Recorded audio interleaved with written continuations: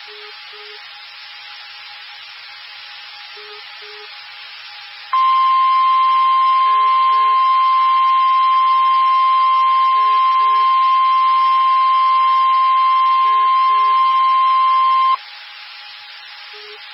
National Weather Service in Dodge City has issued a severe thunderstorm warning for northwestern Edwards County in south central Kansas, eastern Hodgman County in southwest Kansas, western Pawnee County in south central Kansas, until 7 p.m. Central Daylight Time.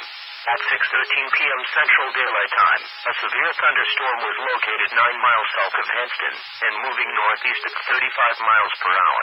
Expected hazards include half-dollar-size hail. This is a radar-indicated threat. The following impacts are expected. Damage to vehicles and crops is expected.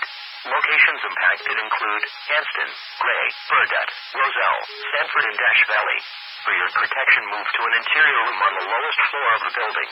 Repeating, a severe thunderstorm warning has been issued until 7 p.m. Central Daylight Time for the following county: Hodgman County, Kansas.